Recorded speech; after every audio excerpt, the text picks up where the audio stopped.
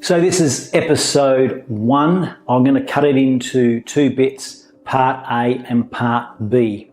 Part A is what happened that fateful day, and part B, as I've mentioned before, is what happened the days, weeks, months and years afterwards, and of course, what happened to Jim and Nancy Beaumont.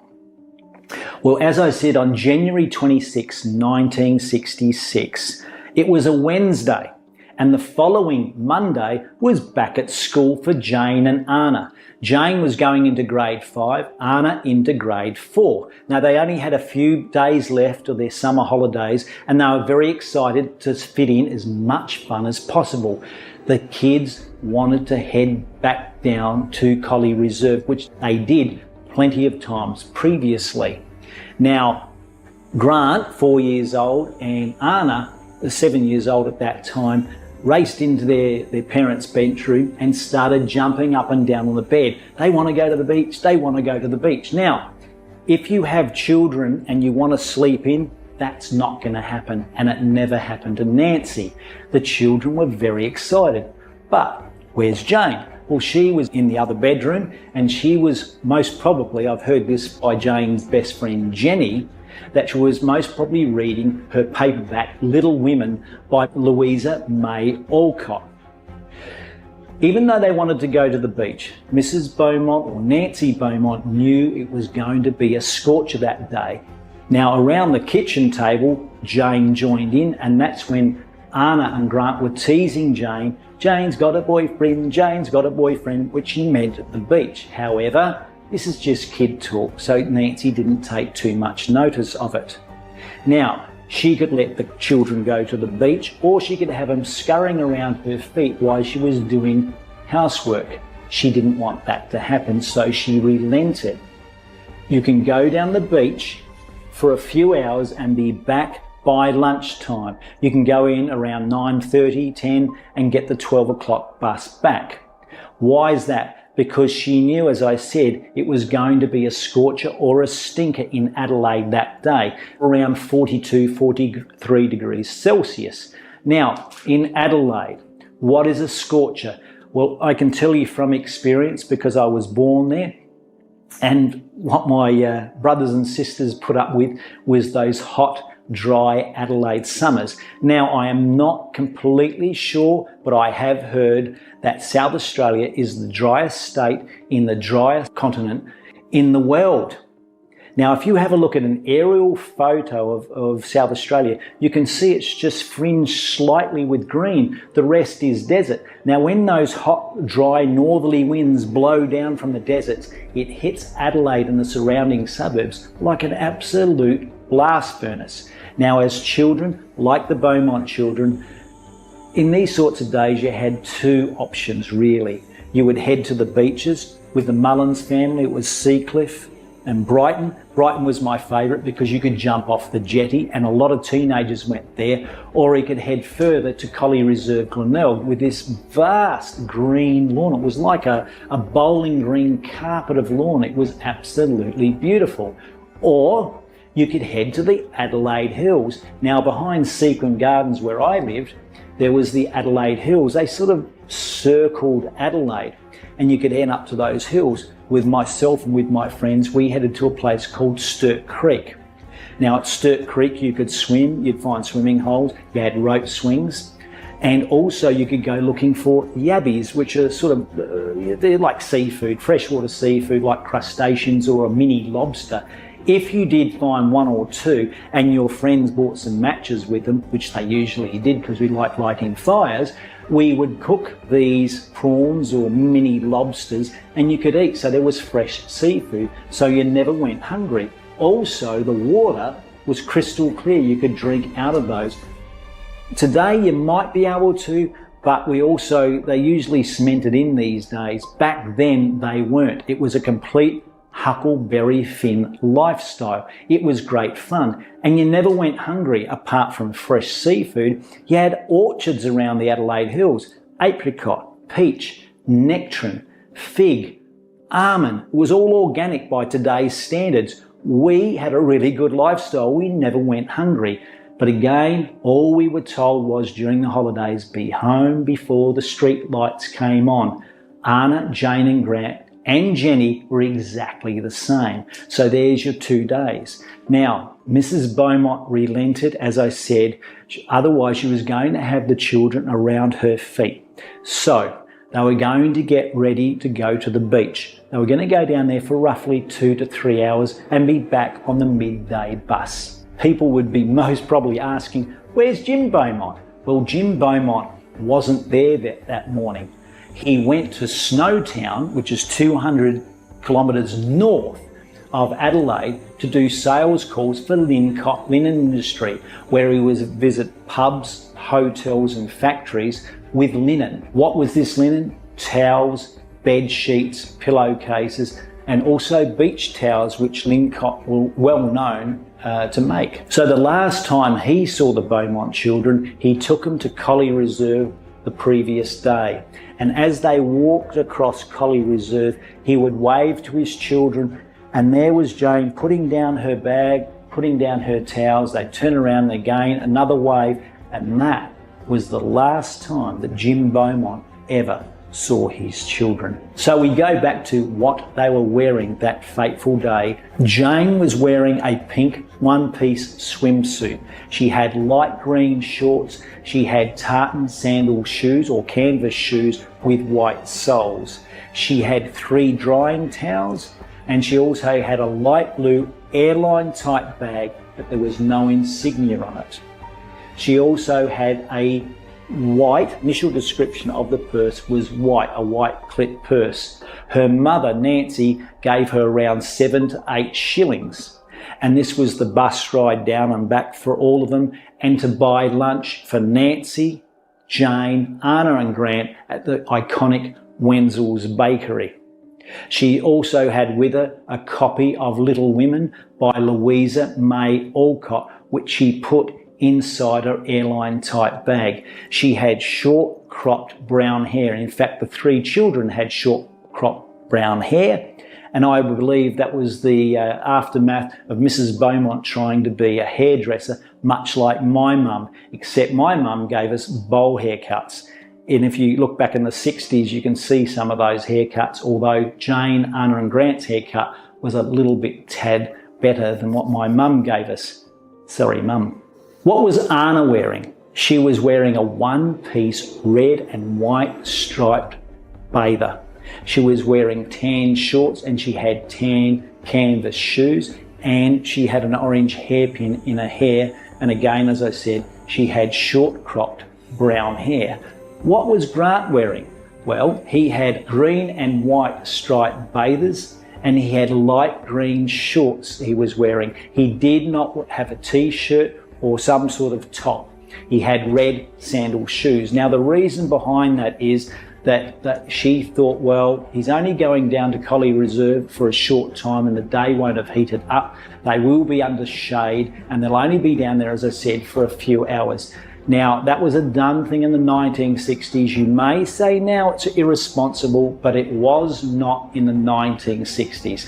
This is just what we did. Once they've got all their gear together, they walk out onto the footpath, turn around. Mrs. Beaumont gives them a kiss on the cheek and they wave goodbye. And then Grant says to Nancy, "Don't worry, Mummy, we'll be okay, we'll be back soon." That was the last time she ever heard words spoken by any of her children. There they walk down Harding Street, they turn left around onto a diagonal road, and that's where they caught the Worthley's bus. I think it was Adelaide's only bus line. Where did that originate from? 4 to 5 k's up the road from Seacombe Gardens. And yes, you're right, that is where the Mullins family lived at the time.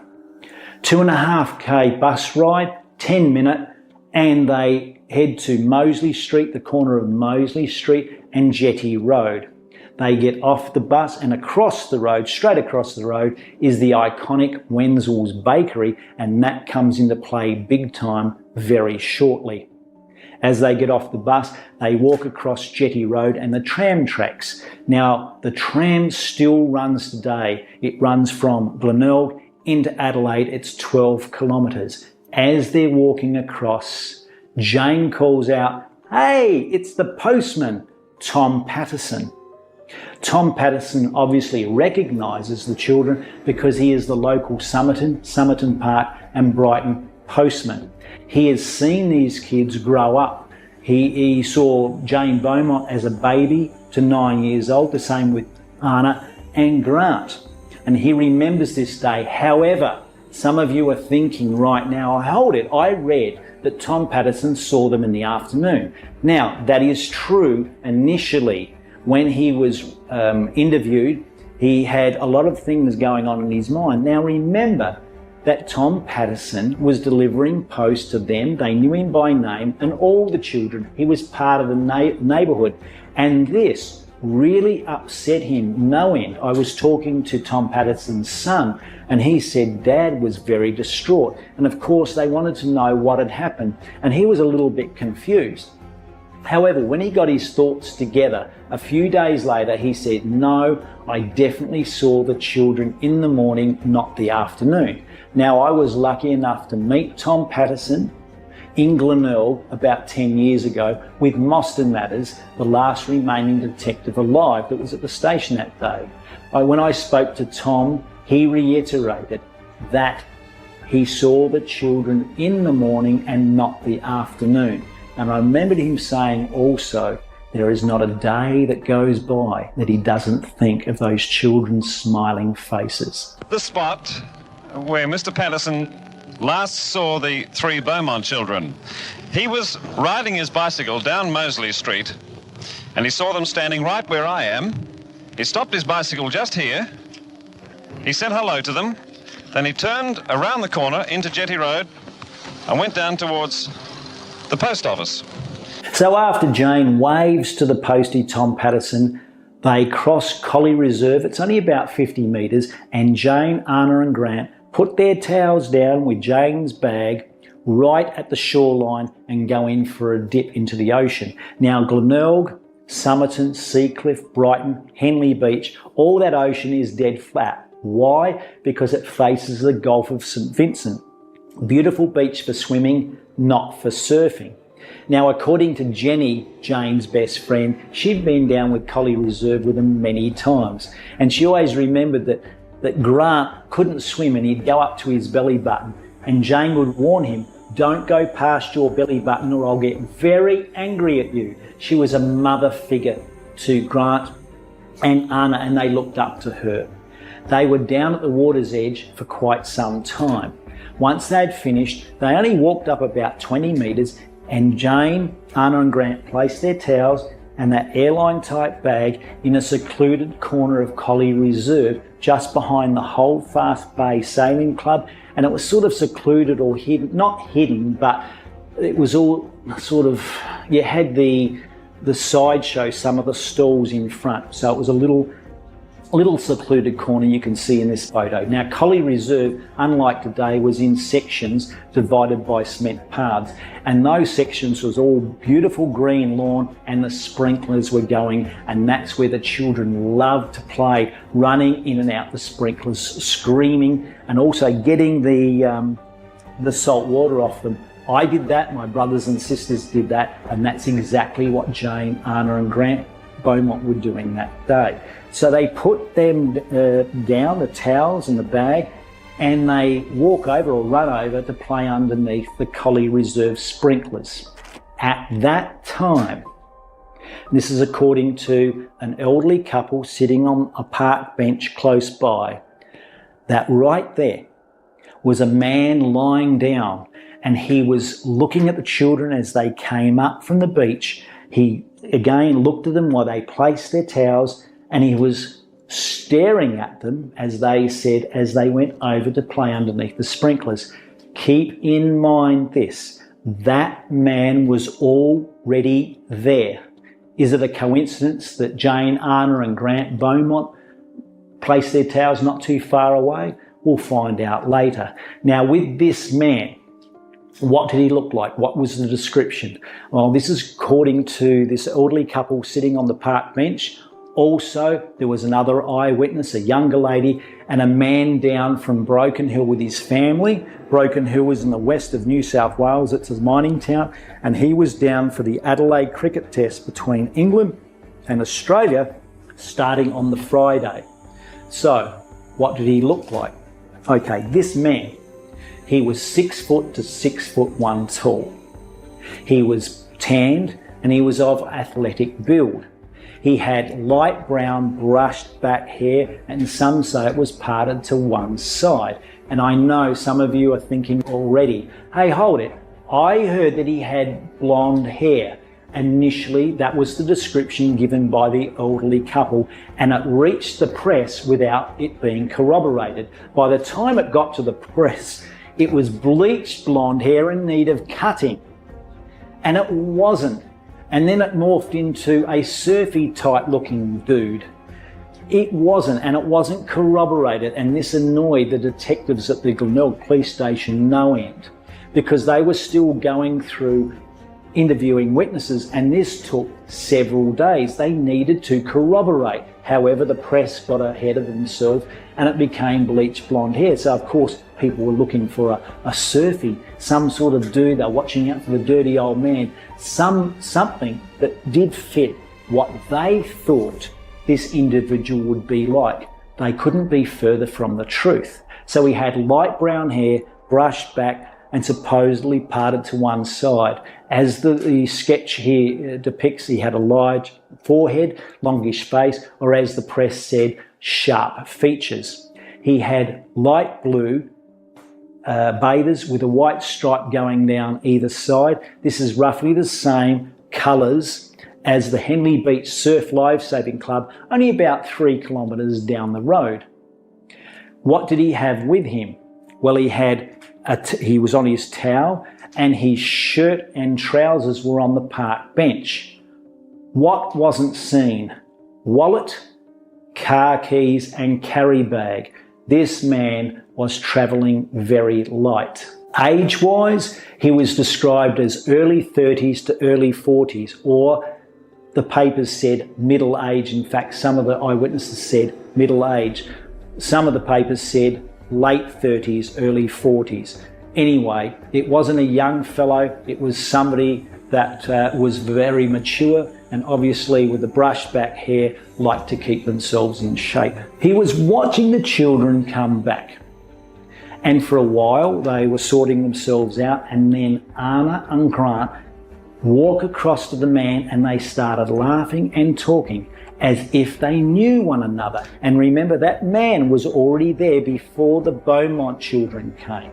The eyewitnesses never saw this man in the water. He was never seen in the water, and remember that his hair was already brushed back and parted to one side. That really wouldn't indicate that he had been in the water. So what was he doing there? So the children went over to him and they started playing with this man. Grant was jumping over him and Arna was flicking him with his towel. Where was Jane? Well, she came over a few minutes later and again started conversing, and she also was flicking him with the towel. Now that looks like these 4 people knew one another. You just don't, oh, here's it looks like a nice man, I'll go over and flick him with a towel. And because they were conversing and laughing, it looks like they had met previously. If the man was already there and the children put their towels down afterwards, you would think that maybe they had met previously and this rendezvous was predetermined. Conjecture, of course. They were playing, and at some time the man came across to the couple that were sitting on the bench. The man from Broken Hill wasn't too far away, and neither was the younger lady. What they thought the man said, or what was reported, is, have you seen somebody messing with our clothes? We've had money pinched. The man from Broken Hill and the younger lady thought he said, have you seen anybody messing with our clothes? We've had money taken. Whichever way it was, the man is saying that the children and him have no money. And remember, at no time did he say, my wallet's been taken. Why? Because most probably there wasn't a wallet. He came to this reserve travelling very light. Now, the children and the man have no money. He turns around, he walks back to the children that were standing not too far behind him. He's obviously had a conversation with them, but they don't seem to be perturbed. Now, considering that Jane has her purse stolen, her purse taken, she has no money, she would have been worried, how do I get home? How do I have lunch for mum? I've got to walk home in this 40 degree or 42 degrees Celsius heat. Mum is going to be very angry. However, this man was the knight in shining armour. I can get you some money. So they're all comfortable, so they keep playing. Now, not too long after that, it was just after 12 o'clock, the man picks up his trousers and towel, and also the children get changed. But what is really strange is this man starts to help Arna, Grant and Jane get dressed. Now, the people watching this thought this was very strange, that especially Jane was old enough to dress herself. And let's think about this. What were they dressing? They only had to pull their shorts up. Even Grant could do that, but yet he felt like he had to help. And Xanthi Mallet, arguably Australia's leading criminologist, said this has got the fingerprints of Harry all over it. He was already getting sexually aroused. What sort of person are we talking about here? It's all about power and control, and this is a very bold thing to do. You know, it's no small feat to take 3 children from a very public place. Somebody very confident, very charismatic, somebody who probably lacks empathy for the victims, because somebody who's going to predate on children is not going to be somebody who's going to worry about their feelings or what they need. So we're talking a pretty cold, calculating person here. So after he helped dressing the children, which again, it really raises question marks or exclamation marks. There was no need for him to do so. And of course, Xanthi Mallet's pretty well right. This had the hallmarks of Harry Phipps's fingerprints all over it, because when he was around Saturn, he loved feeling the garment to a point that he got sexually aroused. This, to me, and to Bill Hayes and maybe other people that are listening, this seems like a setup.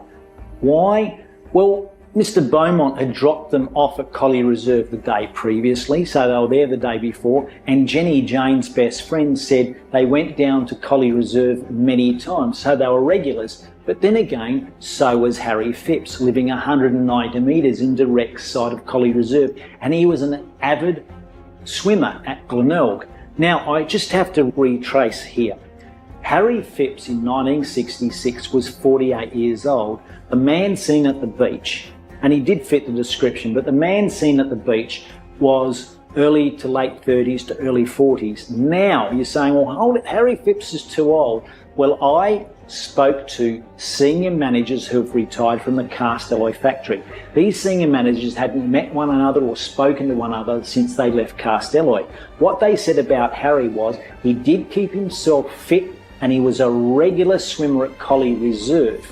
And that he was 48 in 1966, but they both said, and there was 2 senior managers, that Harry Phipps looked much younger than his years in the 1960s, but aged very quickly from the early 1970s onwards. And that's why on age we cannot discount Harry Phipps. So what happens next? He changes the children. He doesn't change himself, by the way. He picks up his towel, his shirt, his trousers again, no carry bag, no wallet, no car keys were seen, and he starts walking in a northerly direction away from Wenzel's Bakery and their bus stop in the complete opposite direction. What do the children do? They follow him. He is the Pied Piper. What has this man promised Jane? He's promised he'd have to. He's promised them, I can get you some money. The eyewitnesses said they left Colley Reserve or got up and walked in a northerly direction around 12:05. They're approximates. They walked 90 metres up Colley Reserve in a northerly direction, across where the Rondavel is. You can see a cement path. They crossed that, and the eyewitness said they could see the children waiting for the man as he got changed in the change rooms, which was part of the Glenelg Surf Lifesaving Club. Now, why didn't he get changed at Colley Reserve, just where the children were? He only had his trousers to put on and his shirt. What was he doing in the change rooms? Well, what did he have of Jane's that Jane had lost or had been pinched? The purse. Now he's got two options. He doesn't have a carry bag. He can disguise it or hide it down his trouser pants, or he can discard it. But if he discards it, and this guy is very cunning, very intelligent, that's a piece of evidence. So he takes it with him. They wait for him for a few minutes when he gets changed. Now, eyewitnesses said the children and the man were not seen walking back along Colley Reserve. They either kept going northerly or they went across Colley Reserve up Augusta Street. One of the two. And who lives up Augusta Street? You guessed it, Harry Phipps. Jane Beaumont and the children were then seen at Wenzel's Bakery around 12:25, around 12:30. This is approximates. Now, the shop attendant knew Jane because she was a local. The shop attendant knew Jenny, Jane's best friend. They knew a lot of the kids. That was the 1960s. Everybody knew everybody. Jane was at the Wenzel's Bakery and she was buying lunch with a pound note. And it was a pound note that Mrs. Beaumont certainly did not give her. Where did she get that pound note from? Now, detectives in 1966 and ever since have said, who was so wealthy to part with a pound note that to a child they supposedly hardly knew? A pound note was a wow factor. And remember, when we were talking about the dig at the factory and those two boys, David and Robin, they were teenagers. And they even said it was a wow factor. So this was a pivotal piece of information in 1966 and it had been ever since. What was Jane buying? She was buying 1 pie, 5 pasties, 6 finger buns and 2 large bottles of fizzy drink. Well, that's a lunch for 6. Who are they? Well, of course, it's the man, Jane, Arna, Grant, Nancy. Who's the 6th for? Now, if this man has given her a pound note, he's a betting man, and if it's Harry Phipps and they've gone to his place, and this is conjecture right now, he's betting a pound note that she will return. If she doesn't return, and remember Jane is very honest and very reliable according to Jenny, what has he lost? He's wealthy, he's lost a pound note, big deal, but if they come back, it's a win situation for him. Unfortunately, but that's the way the pedophile, the predator, thinks. So from Wenzel's Bakery, the children were never seen again, as if they'd vanished off the face of the earth. Or were they? Was that the last time? Now, think about Wenzel's Bakery. What doesn't Jane have, or it wasn't reported? She doesn't have a carry bag and she doesn't have her drying towels. Where are they? And as they leave, as I said, it was like they'd vanished off the face of the earth. And I repeat, they were supposedly never seen again. But we find out after we analyse Hayden Phipps's interview, he in fact says he saw them in the backyard. And when did he see them in the backyard? Around lunchtime. Lucky guess, Hayden. I think they were inside the house, and that's it. Did you hear what they're saying? No, it's too far away. Hayden's decision to speak came at the urging of his second wife, Angela. Now think of Mrs. Beaumont, Nancy Beaumont. She goes down to the bus where the bus is going to stop at 12 noon. The children don't get off. She's a little bit worried, but she's thinking, well, the children could have been having such a good time. They might even be walking home. She hopes not. They will be on the next bus, which according to Nancy and the newspapers was 2 hours later. Now that's a worry. She was thinking that the children would be home very shortly. Maybe they'd walked. She comes home. A friend, a neighbour of theirs comes over and they're having a cup of tea. She's keeping her eye on the clock, as all parents would. 12:30, 1 o'clock, 1:30, no sign of the children. She is worried. She goes back down to the bus stop. 2 o'clock, the children do not get off the bus.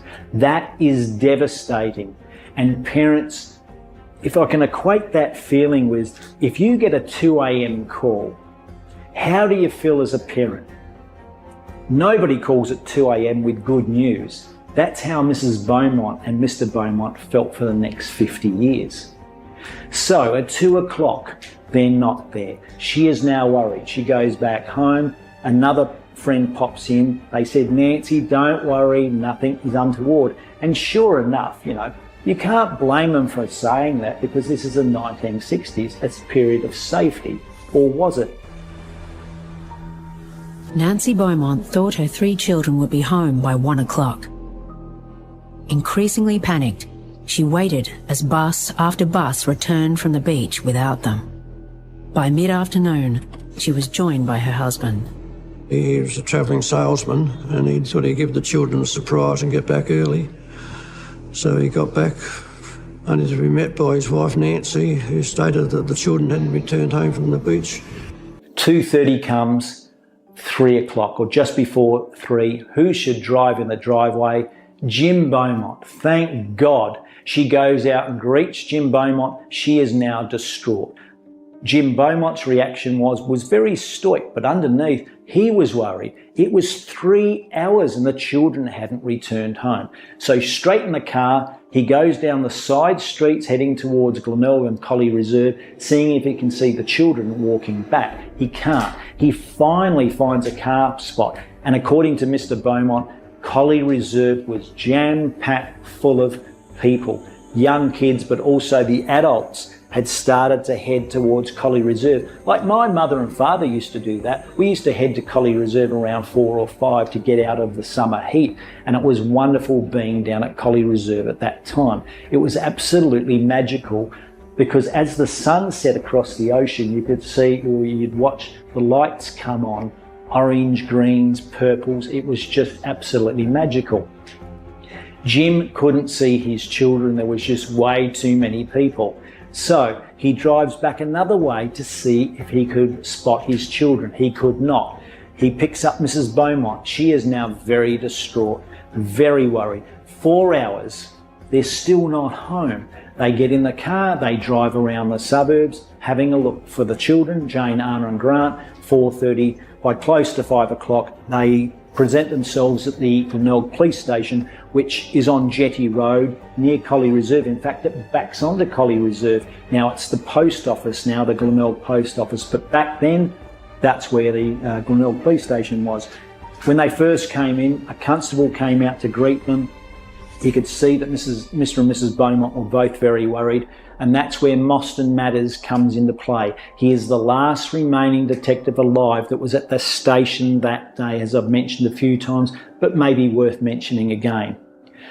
I know Mostyn very well. When I first met him, he said he was really annoyed with himself, that initially when he met Mr. and Mrs. Beaumont, he thought the children are just sort of, being waylaid, they're at another friend's place, because this hadn't happened, not just in South Australia, but around Australia or the world. The abduction of 3 children would never enter anybody's mind. So what does he do? He gets a constable to drive to their place, to have a look around, to search the home, that the children weren't hiding somewhere. He did a door knock on some of the neighbours. Nobody had seen these children. It was now 5:15, 5:30. He radios in to Mostyn. He calls in his boss, and it's all hands on desk. The boss calls CIB in Adelaide, and the alert goes out. These children are definitely missing. Well, I think Mr. Beaumont reported them missing at about 5 or 6 o'clock. Though it was at least 6 hours before their disappearance was broadcast over the radio and over the TV. Now, they sent some of the patrol cars out around the streets, and they had these speakers on the top of their car. I mean, by today's standards, that's really archaic. But I was saying, has anybody seen these children? It reached the radio, so news bulletins went out across the radio, and at the 6 o'clock news, there they were. The children have vanished. Has anybody seen these children? Now, Jane's best friend at that time, She remembers her auntie, and she was staying at her auntie's place for Christmas in the countryside, and she called her in and say, "Isn't that your friend?" And there it was, Jane, Arna and Grant have disappeared. She remembers that day very well, as much as she remembers the first man landing on the moon. She remembered when John Lennon got shot. She remembers when Elvis Presley died. And this event is sketched in her memory also. All she thought was, where in the heck are you, Jane? What's happened? Get a message to us. Because she said Jane was a highly intelligent individual. It's one of those moments, you remember where you were when you were told that she had disappeared. So Mostyn Matters took a report. He talked to his boss. The word went out and patrol cars were everywhere. Also, Jim Beaumont, before he worked for Lincott Linen Industries, was a taxi driver and he owned a few taxis. The word got out to the taxi drivers that were the Adelaide Cab Company, and they got wind of it and they started searching around the suburbs of Glenelg and surrounding suburbs. But again, no trace at that time was ever found of the children.